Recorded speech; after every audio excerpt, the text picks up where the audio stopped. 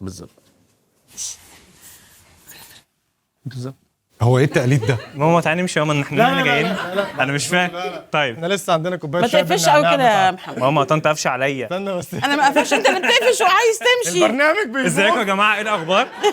يحيى ومامته طول عمرهم بيحبوا يلعبوا مع بعض وشايفين نفسهم أشطر ناس في كل التحديات، فقرروا يعزموا عائلات تانيين ويتنافسوا على لقب أشطر عيلة في مسابقة للمعلومات العامة في كل المواضيع. أهلا بيكم في تحدي بيتي. اهلا بيكم في اول حلقه من برنامج تحدي بيتي. متحمسين جدا انكم معانا النهارده. انا احمد هشام اتش وهكون الهوست معاكم في البرنامج، كلنا طبعا في استضافه يحيى وطنط مروه في بيتهم الجميل. يعني منورنا والله يا جماعه، حقيقي منورنا. وبمناسبه ان انتوا اول ضيوف فانا محضر لكم قصيده صغيره اتمنى تعجبكم. كلك ذوق. وجودها معانا ثروه. رحبوا معانا بطنط مروه، أسطورة في الأخلاق والذكاء. رحبوا معايا بطنط نجلاء. المحبوب بشكل غير عادي يحيى الصادي.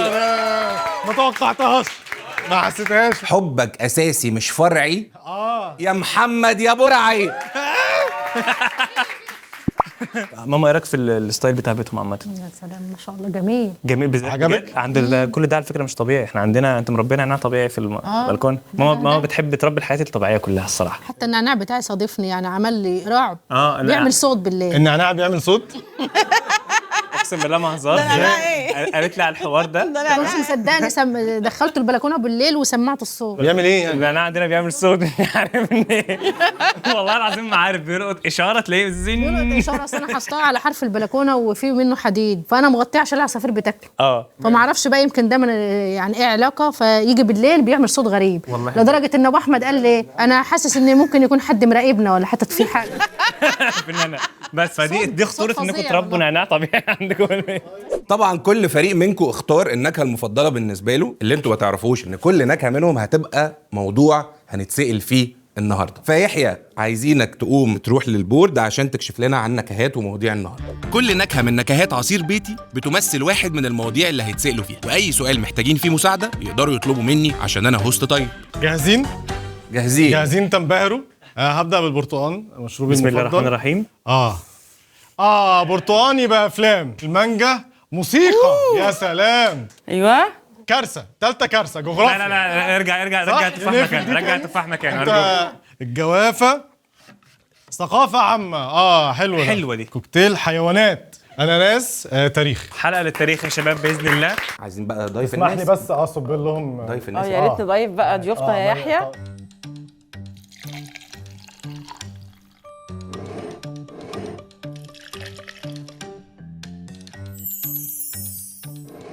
هنبدأ بفقرة كوكتيل المعرفة. هسألهم أسئلة بأشكال مختلفة أختبر فيها معلوماتهم وشطارتهم. زي ما قلنا ان البرتقال يعني الافلام. السؤال الاول تيم برعي. اوكي.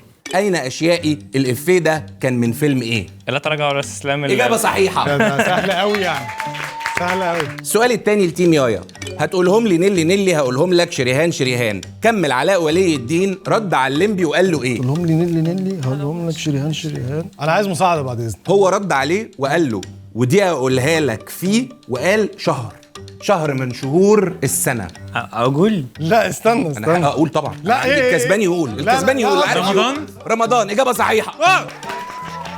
لا عشان فوازير بقى ونيلي وشريهان هو بقى. لسه قايل لي في رمضان اهو. بس انا ما اقدرش ازعل طنط مروه برضو. سؤال بونص لو جاوبتوا عليه بنقطتين. انا قلت لك انت راجل محترم. ده سؤال سهل جدا. لو حكيت لنا قصه عن يحيى وهو صغير هتاخدوا 2 بوينتس ونبقى تعادل وتخرجوا كسبانين. هفضحك فيها بس مش مشكله. براحتك طبعا. يحيى وهو صغير كان بيحب الايس كريم قوي. يا الله، عرفت هتحكي ايه. كانت لسه يعني يومنا بيبي صغنونه، فانا شايلاه وهو نفسه ياكل ايس كريم، فما كنتش قادره. يومنا دي اختي يعني. فالمهم جه اعلان ايس كريم على التلفزيون، بتلقائي كده راح لاحس التلفزيون. عايز اعيط. بياكل النايل تي في في وقت فراغه. شكرا على القصه الخطيره دي وهتاخدي عليها 2 بوينتس. شكرا يا ماما، خدت 2 بوينتس على حسابي. ماما لو في قصص زي دي ارجوك هديك انا 2 بوينتس من جيبي. مات. دلوقتي تيم برعي نقطتين وتيم يحيى نقطتين. الكاتيجوري اللي بعدها في التاريخ اللي هو طعم الاناناس. السؤال الاول لتيم يايا، مين كانت اخر ملكه لفرنسا قبل الثوره الفرنسيه؟ ايه انت ما سمعتش؟ الملكه بس انت لو تعرف اللي حصل لاخر ملكه قبل الثوره الفرنسيه مش هتقول دي ماما. قالت لهم روحوا كلوا جاتوه كده. انت ما شاء الله، ما انت مذاكر تاريخ. لا ماري انطوانيت طبعا ماري انطوانيت. اجابه صحيحه طبعا. السؤال اللي بعده لتيم برعي، امتى الفتره اللي اتبنت فيها الاهرامات؟ هي ما تزيدش وما تقلش. يا راجل قرروا كده يقفوا على النيل ويبنوا بيوت وبتاع، دي الحضاره. انما بعد كده الحضاره اتطورت فاست فورورد بقى ايه 2500 تقريبا قبل الميلاد. تعرف ان كان في نهر اصلا في الجيزه وده اللي ساعدهم على بناء الاهرامات اصلا. امي يا جدعان هي اللي كانوا بينقلوا منها فيها الحجاره ديت، هم اللي خلوهم ساعدوهم، هم كانوا بيشيلوها ازاي. وهي الاجابه لا في حد قالها في تعليق ماشي برافو صح. مش عايزه تقبل الكريدت. 2600 قبل الميلاد. اجابه صحيحه محمد البرعي وطنط نجلاء. بينا ننقل على الموضوع اللي جاي معانا دلوقتي، التفاح. والتفاح يعني الجغرافيا. جاهزين للجغرافيا؟ هنبدأ بتيم برعي. قول لنا 5 دول عربية أعلامهم فيها اللونين الأحمر والأسود. مصر وسوريا السودان والسودان، اللهم صل على النبي، والعراق واليمن. إجابة صحيحة. خليك واثق من نفسك. ايوه اليمن هي علم مصر بس شيل الناس. السؤال الجاي لتيم يايا، لو جيت سألتكم البحيرات المرة، في حاجة اسمها البحيرات المرة. همرر عيشتك لو السؤال صعب. اوريدي اصلا بيقول البحيرات المره. السؤال هو في أنهي محافظة من محافظات مصر البحيرات المرة موجودة؟ ايه المره؟ يعني ايه مره؟ العربي سيطر. لا لحظه الملح بتاعها والله، يعني في ميه عذبه وميه مالحه، ايه ميه مره دي؟ اللي بينهم يعني ايه؟ جغرافيا. استأذنك في مساعدة؟ طبعا شاطرين قوي في الكورة. كوره عندنا اهلي وزمالك، وزمان الاسماعيلي، الاسماعيليه عندها فايد بقى وبحر وكده. إجابة صحيحة. الإسماعيلية. يا سلام يا سلام. دلوقتي فقرة أنا مين أنا فين.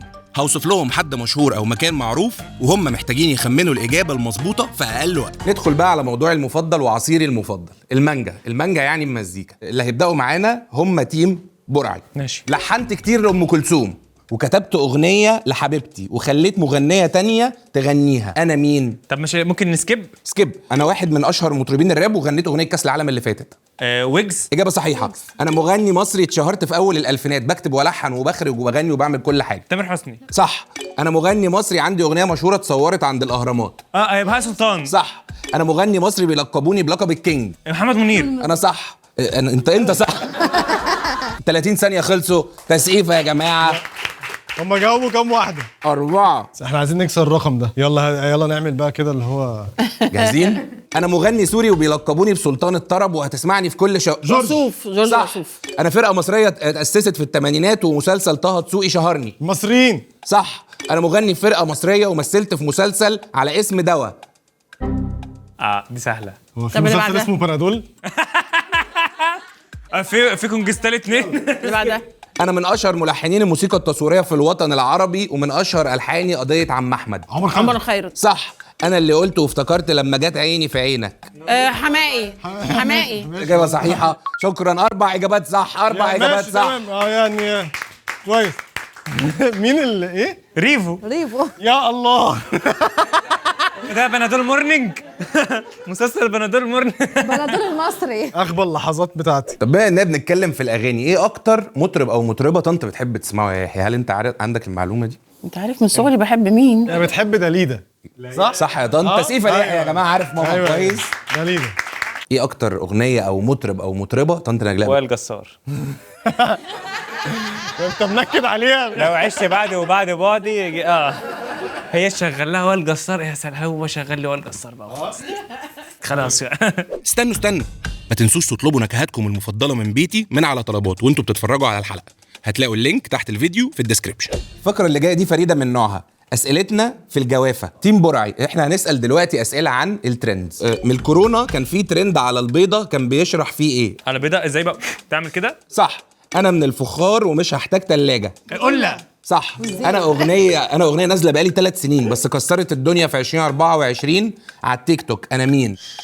بسباسه تيري صح نورين. انا الاكله اللي بتتعمل في الشتاء طنط نجلاء. عدس. صح. انتهى الوقت للاسف الشديد.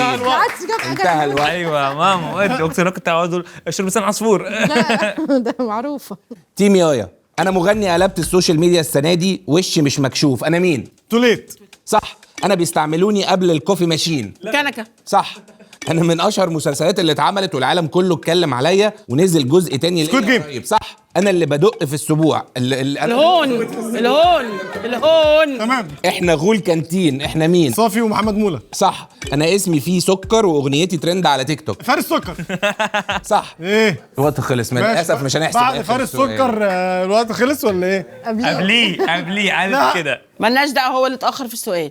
الاجابه 4-5. ايوه الروح الرياضيه رجعنا الفار معلش هنا الفريق بس الكسبان. 5 يا باشا. احنا 4. ماشي يا عم الله يسلمك. جمله صح. صح. لا منورنا والله. لا والله يعني. صحيح سواقته عامله ازاي؟ في الطلعه المفروض ما احسن بيعمل يطلع يبقى هادي كده، بيخش ناس بتدخل كده برمي وشي. اتعلمت ارمي وشي عشان الناس ما يقول لي ما اعرفش مش عرفتها فين، بس الاول كان هادي يعني 1 2 3 ماشي بالظبط. بعد كده بقى اكتشفت ان هو بقى اتغير خالص. ليه كده يا محمد؟ ليه كده يا محمد؟ بقيت عنيف. بتخض ماما ليه يا لما محمد؟ بيطلع مش انا والله العظيم بقعد المفروض تكون طالما ماما قاعده جنبك تكون سواقتك هاديه وتكون ببقى عايز رزين كده. اروح اوصلها باسرع طريقه توصلني ممكن. فين كده توصلني؟ لا بعد الشر عليكي، لا بالراحه على ماما لو سمحت. يعني ولا بعد حاضر. كده هعرف لو اشتكت منك في موضوع السواقه. حاضر. في الزياره ايه الجايه يعني انت عارف بقى احنا قول لهم انك بترشح على حزام السوشيال الأمان. كلها على السوشيال. قضيت فتره من حياتي وانا سايق وماما قاعده جنبي. ماما دايما تبقى ماسكه البتاع اللي هي يا رب تقعد تدعي. اللي هيجاوب بقى في فقره الحيوانات دي هيبقى طبعا فريق برعي وطنط نجلاء. هنبدا بس انا عايز الاجابات من مين؟ من طنط نجلاء. اظن كلامي واضح. انا هساعدها هتساعدها، ممكن تساعدها توشوشها وهكذا يعني. انا كائن بحري عنده 10 رجلين وفي فيلم مصري مشهور قوي على اسمي اللي عمله احمد زكي. اخطبوط 8. سكيب. انا مش سمكه بس بنام تحت الميه وكل 5 دقايق بطلع اخد نفس وانزل تاني. سيد قشطه. صح. انا كنت اول كائن حي يطلع في سفينه فضاء على القمر. الكلب لايكي. الكلب صح. انا من الثدييات ولكني الوحيد اللي عندي جناحات وبطير واتعمل افلام كرتون عني. خفاش. صح. اجابه صحيحه. برافو يا جرجر. جدع برافو. يحيى طنط مروه اتفضلي. اخطر كائن على كوكب الارض. ممكن اخد هنت؟ عندنا كتير في المصيف منها. لما بنسافر مصيف بتمص في دمنا. كتير منها. ناموسه. صح. عوضه. انا اكتر حشره منظمه وبظهر في كل البيوت في الصيف. منظمه جدا. عندهم ضم حيوان. مملكه. نحل. لا على الارض. على الارض. نمل طبعا. صح. انا اسرع حيوان على الارض. اسرع حيوان على الارض الارنب. ما كناش اكلناه، كناش ذبحناه واكلناه. ده بالنسبه للسلحفه اسرع كائن على الارض. سرعه النمر الايه؟ باين. لا انا عندي هالات سودا ومعروف عني الكسوف وبحب اتش. الباندا. صح. اجابه صحيحه. وقت خلص. يا جدع. 3 المستوى متقارب يا جدا. سلام. انت سالناكوا عن بعض. قول لنا ايه اكتر اكله ماما مشهوره بيها؟ تعملها حلوه جدا الرقاق باللحمه المفرومه. اوف.